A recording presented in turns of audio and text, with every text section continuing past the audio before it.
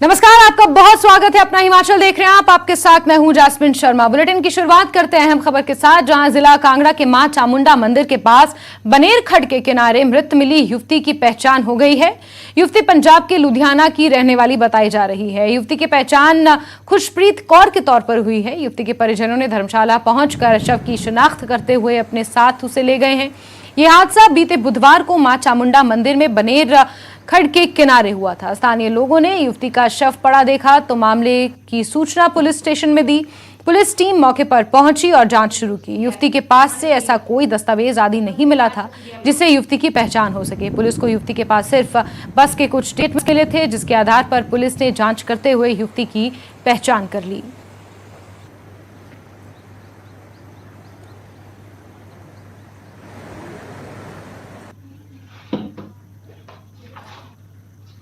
तो ये उस सीडीआर पे पुराने सीडीआर पे उस बंदे का आज का सीडीआर लो।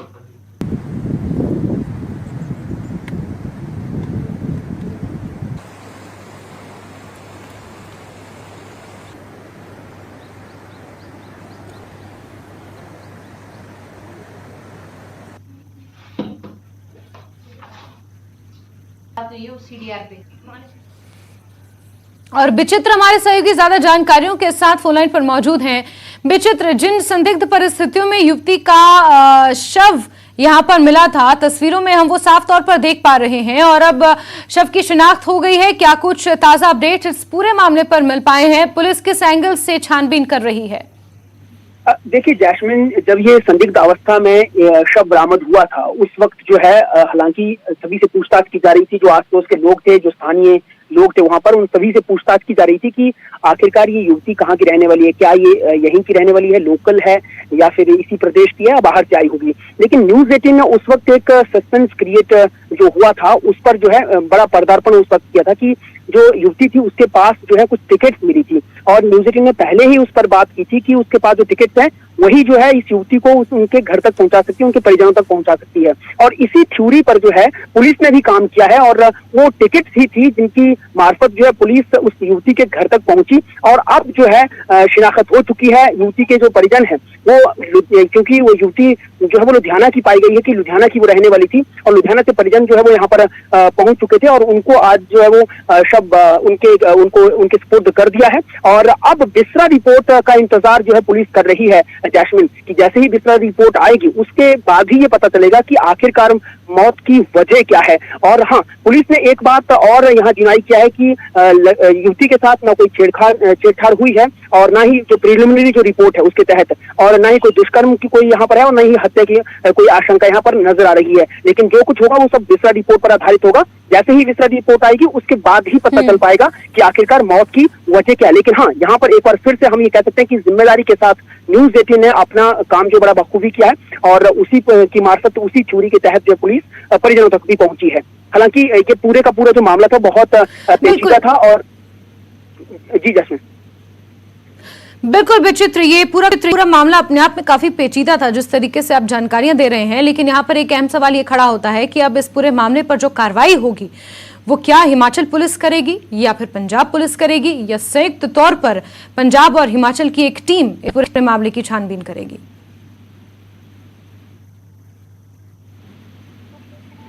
जी विचित्र। हाँ जैस्मिन, बिल्कुल। देखिए क्योंकि मामला जो ये घटना घटित हुई है वो यहीं यानी हिमाचल प्रदेश में ही हुई है, धर्मशाला में ही हुई है और ये मामला जो है वो योल पुलिस के सुपुर्द है। क्योंकि परिजनों ने भी जो है वो किसी तरह की कोई आशंका जाहिर नहीं की है यहाँ पर, और ना ही परिजनों की ओर से पंजाब में किसी थाने में कोई गुमशुदगी की रिपोर्ट वहाँ पर दर्ज करवाई थी। उनको हालांकि उन्होंने उनसे जो पूछताछ हुई है उन्होंने जो बताया है कि जो उनकी बेटी है वो चाह रही थी, इसी मंदिर का जिक्र वो कर रही थी, वो यहाँ आना चाह रही थी। कुछ दिनों से वो मानसिक तौर पर जो थी वो परेशान चल रही थी और कुछ दिनों के बाद जब उनको पता चला कि वो उनकी बेटी जो है वहां से इस तरह का फोन कॉल उनको आता है तो वो बहुत हैरत में पड़ गए थे और उसके बाद वो यहाँ पर पहुंचे तो ये वाकया जो यहाँ पर घटित हो चुका है। तो उनकी ओर से किसी भी तरह की कोई शिकायत दर्ज नहीं करवाई गई। तो लिहाजा हम ये कह सकते हैं कि फिलहाल ये पूरे का पूरा मामला, पूरे का पूरा वाकयात, घटनाक्रम जो है वो हिमाचल में ही हुआ है और हिमाचल पुलिस ही इसकी तहकीकात भी करेगी। रिपोर्ट आएगी उसके बाद देखा जाएगा कि अब आगे क्या करना है। क्योंकि हाँ, आपने बिल्कुल सही कहा है कि क्या पंजाब पुलिस भी इसमें कुछ करेगी। तो लिहाजा अगर कहीं से तार जुड़ते हैं या किसी तरह की और आशंका यहाँ पर निकलती है विस्टा रिपोर्ट के बाद, तो फिर निश्चित तौर पर उस पे आगे की कार्रवाई होनी निश्चित है। जैस्मिन, ठीक है विचित्र, नजर आप बना के रखें। तमाम अपडेट्स के लिए आपका बहुत बहुत शुक्रिया।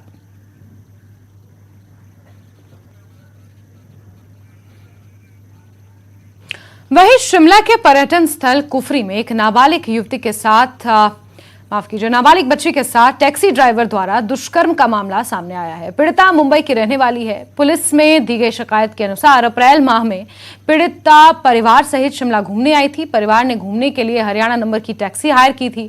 टैक्सी चालक घुमाने के बहाने रात को नाबालिग को अकेला सुनसान जगह ले गया, जहां उसके साथ दुष्कर्म किया। बाद में जब पीड़िता का परिवार वापस मुंबई पहुंचा तो उसने मामले का खुलासा किया। इसके बाद मुंबई के गोरेगांव थाने में मामला दर्ज किया गया। वहां की पुलिस द्वारा 0 FIR के तहत मामला ठियोग स्थानांतरित किया गया। ठियोग पुलिस ने पीड़िता के पिता की शिकायत पर IPC की धारा 376 और पॉक्सो एक्ट के तहत FIR दर्ज कर जांच शुरू कर दी है।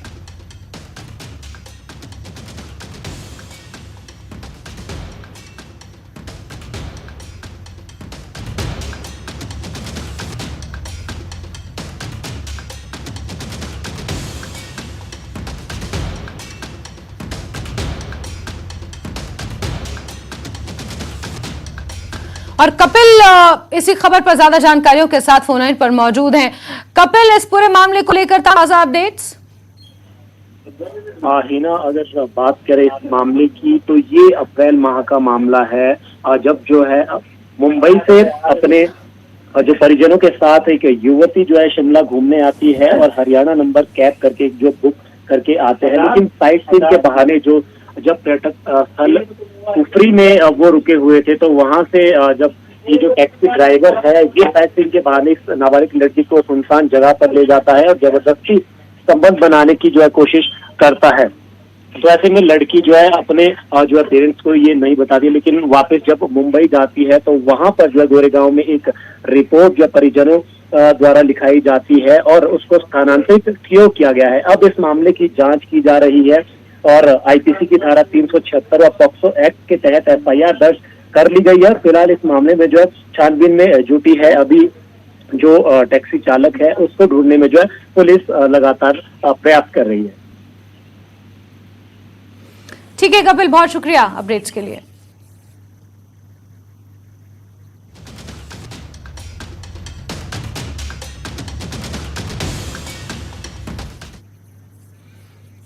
हिमाचल में गाड़ियों में VIP नंबर लगवाने का क्रेज बढ़ता जा रहा है। इस बात का पता इस बात से चलता है कि परिवहन विभाग ने 195 गाड़ियों के नंबर नीलाम किए हैं और ये नंबर 1,04,70,500 रुपए में बिके हैं। सोलन जिले में एक व्यक्ति ने HP 12Q0008 नंबर के लिए 8,10,000 रुपए चुकाए, लेकिन हाल ही में ऑनलाइन बोली में फर्जी बोली लगाने का मामला सामने आया था। मगर अब फर्जी बोली लगाने वालों पर परिवहन विभाग ने नकेल कस दी है। विभाग ने ई-ऑक्शन प्रणाली के नियमों में भी बदलाव किया है। अब नंबर के लिए बोली लगाने वालों को तय बोली की 30% रकम सिक्योरिटी के रूप में जमा करनी होगी। अगर बोली जीतने के बाद वो व्यक्ति नंबर नहीं लेता है तो उसकी सिक्योरिटी जब्त हो जाएगी। डिप्टी CM ने बताया कि नई प्रणाली पूरे तरीके से पारदर्शी है। वाहनों की रजिस्ट्रेशन है, गाड़ियां के जो नंबर की रजिस्ट्रेशन है, वो ई-ऑक्शन प्रणाली जो है जो चल रही थी और उसमें जो है लोग जिस तरीके से भारी भरकम बोलियां लगा के फिर नंबर लेने नहीं आते थे और विभाग को के साथ फरेब कर रहे थे, या जो है प्रणाली इस की कमियों का फ़ायदा उठा के कोई मजाक कर रहे थे। हमने उसके लिए जो है नई प्रणाली विकसित करने के निर्देश दिए थे और ई-ऑक्शन प्रणाली अब पूरी तरह से तैयार है और उसने काम करना शुरू कर दिया है। और संशोधित जो हमारी प्रणाली है वो लक्ष्य प्राप्त करने में सफल हो रही है। आगे बढ़ते ब्रेक के बाद बेरोजगार वेटनरी फार्मासिस्ट संघ के प्रदेश सचिव निखिल चौहान ने बताया कि कर्मचारी चयन आयोग हमीरपुर द्वारा वेटनरी फार्मासिस्ट के पद हेतु कमीशन लिया गया था, लेकिन कर्मचारी चयन आयोग के बंद होने से उसका परिणाम नहीं निकल सका। संघ ने कहा कि प्रदेश में पंचायत वेटनरी सहायक के 271 पद खाली चल रहे हैं, जिनको अभी तक भरा नहीं गया है। संघ ने सरकार से खाली पदों को जल्द से जल्द भरने की मांग की है। जी, आज हमने एसडीएम ज्वाली के माध्यम से मुख्यमंत्री सुखविंदर सिंह सुक्खू जी को एक ज्ञापन भेजा है, जिसमें हमने मुख्य रूप से उनसे 3 मांगे की हैं। जिसमें सबसे पहली मांग है कि जो HPSCC द्वारा हमारा कमीशन आयोजित किया गया था, जिसकी कि डॉक्यूमेंट वेरिफिकेशन भी हो गई थी आदि, परंतु वो किसी लीक के वजह से वो बंद हो गया बोर्ड। तो हम उनसे मांग कर रहे हैं कि उस कमीशन के रिजल्ट को जल्द से जल्द निकाला जाए। दूसरी हमारी ये मांग है कि जो 271 पंचायत वेटनरी सहायकों के पद खाली चल रहे हैं, उनको सरकार जल्द से जल्द भरे। और तीसरी मांग हमारी ये है कि जो 349 नई पंचायतें हैं, जो कि पिछली सरकार में जो फाइल कैबिनेट से अप्रूव नहीं हो पाई, सरकार उसमें उसको अप्रूवल देके 303 राष्ट्रीय ग्रामीण आजीविका मिशन द्वारा राजधानी शिमला के ऐतिहासिक रिज मैदान पर स्वयं सहायता समूह के स्टॉल लगाए गए हैं, जहां ग्रामीण क्षेत्रों में महिलाओं द्वारा बनाए गए उत्पाद बेचे जा रहे हैं। शिमला की 13 ब्लॉकों के 13 स्टॉल लगाए गए हैं। नगर निगम के महापौर सुरेंद्र चौहान अपने दफ्तर से निकलकर शुक्रवार को स्टॉल पर पहुंचे और खुद स्टॉल में बैठकर स्वयं सहायता समूह की बनाई गए उत्पादों को बेचते हुए नजर आए। महापौर सुरेंद्र चौहान ने कहा कि इन महिलाओं को स्थायी रूप से दुकानें मिलनी चाहिए, ताकि ये महिलाएं अपने उत्पाद बेच सकें। आपके स्टॉल में भी आऊंगा, ऐसा सब जरूर। हिमाचल की मैक्सिमम महिला अलग अलग ज़िले, अलग अलग ब्लॉक लेवल से आती है। ये जो सामान, चाहे अचार है, अनारदाना है, मिर्च है, घी है, आप अपने प्रोडक्ट्स बनाते हैं अपने घरों में, जिसके पीछे इनकी बड़ी कड़ी मेहनत होती है। उसको प्रमोट करने का मेरा एक मकसद था कि एक सरकार के लेवल से भी ऐसी जगह मिलनी चाहिए जहाँ ये काम हमेशा अपना चलाए सके, चलता रहे इनका कारोबार। क्योंकि ये दुकान में तो बैठते नहीं, ऐसे परमानेंट शॉप्स नहीं होती इनकी। ये अपने स्टॉल्स में अपने घरों में ही बनाते हैं, चाहे वो शहद है, आपका मूढ़ी बोलते हैं जिसको हम पहाड़ी में, घी है, घी तो हमारी लोकल अपनी गाय होती है उसको तैयार करते हैं। और तो छोटे छोटे प्लांट्स ये अपने घरों में लगाते हैं। तो मेरा मकसद सिर्फ इसको ये था कि आज जितनी भी महिलाएं यहाँ से आई हैं, और मैंने इनसे सबसे बातचीत की, और एक प्रमोशन के तौर पे कहो या खुद भी मैंने कुछ प्रोडक्ट खरीदे और कुछ लोगों के माध्यम से। हिमाचल प्रदेश में 12 जून से विधानसभा बाल सत्र का आयोजन किया जाएगा। इस बाल सत्र के लिए देश भर से 68 बाल विधायकों का चयन हुआ है। आज बाल मुख्यमंत्री का चुनाव हुआ। जाह्नवी मुख्यमंत्री के लिए चयनित हुई हैं। प्रोटेम स्पीकर का भी चयन किया गया। विधानसभा अध्यक्ष कुलदीप सिंह पठानिया ने प्रेस कॉन्फ्रेंस कर कहा कि 12 जून को बाल विधानसभा का सत्र आयोजित होगा।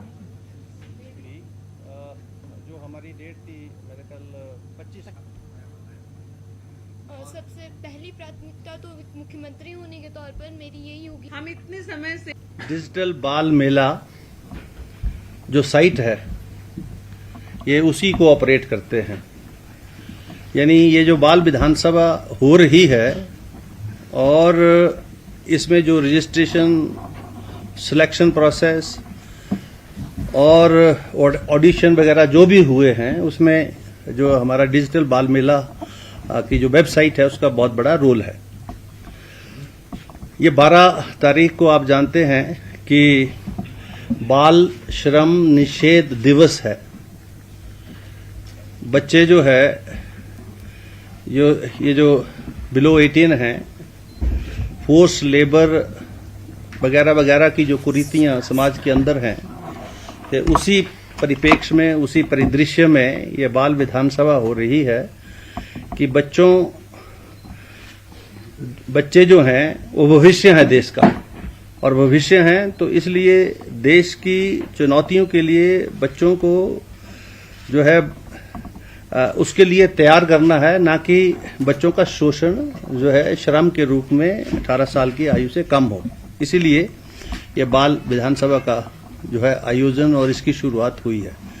सबसे पहली प्राथमिकता तो मुख्यमंत्री होने के तौर पर मेरी यही होगी कि जो भी मैं मंत्री बनाती हूँ वह उनके अनुभव व क्वालिफिकेशंस के आधार पर हो।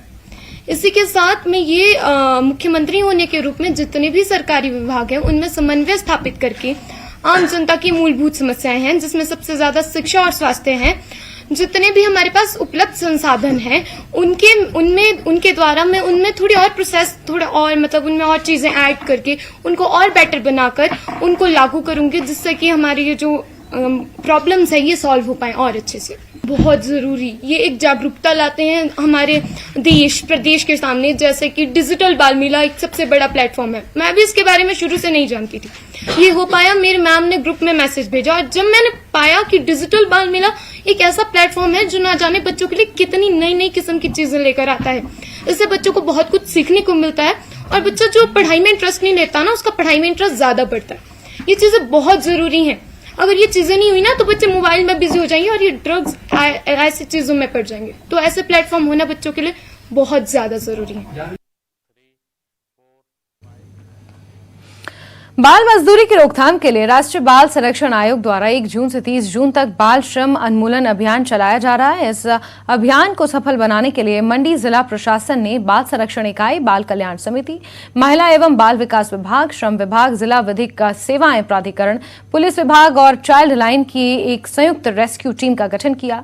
ये रेस्क्यू टीम जिला के विभिन्न स्थानों पर जाकर छापेमारी के ऐसे बच्चों को रेस्क्यू कर रही हैं जिनसे बाल मजदूरी करवाई जा रही है। इस अभियान के दौरान अभी तक ये टीम 5 बच्चों का रेस्क्यू कर चुकी है। एडीएम मंडी अश्विनी कुमार ने बताया कि राष्ट्रीय बाल संरक्षण आयोग नई दिल्ली द्वारा बाल श्रम बचाव अभियान के तहत ये कार्रवाई की जा रही है।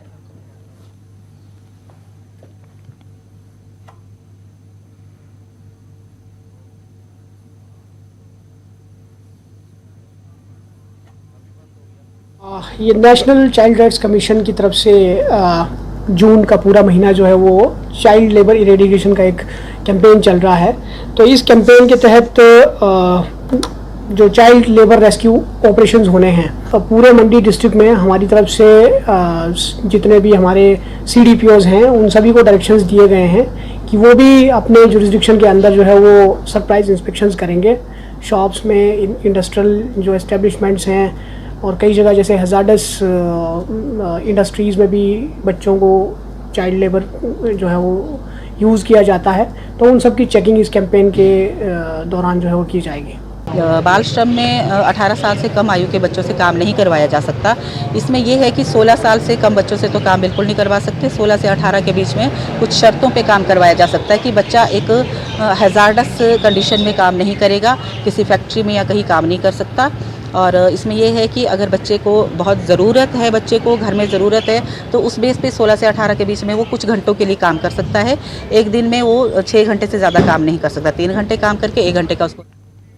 हिमाचल प्रदेश के पर्यटन स्थलों में सैलानियों की भीड़ प्रतिदिन बढ़ती जा रही है। चंबा जिले के खजियार में आजकल सैलानियों की खूब रौनक देखने को मिल रही है। बाहर के राज्यों से आए सैलानी यहां के सुंदर मनमोहक नजारों का खूब आनंद उठा रहे हैं। चारों तरफ लंबे लंबे देवदार के गगनचुंबी पेड़ों के बीच में कटोरी नुमा हरे घास का मैदान, एक छोटी सी झील, ये मनमोहक नजारा सैलानियों को अपनी ओर खूब आकर्षित कर रहा है। लोग यहाँ खजियार झील के साथ पैराग्लाइडिंग और घुड़सवारी का खूब आनंद उठा रहे हैं। इस इलाके को खजियार कहा जाता है और इसे मिनी स्विट्जरलैंड के तौर पर भी इसकी पहचान है।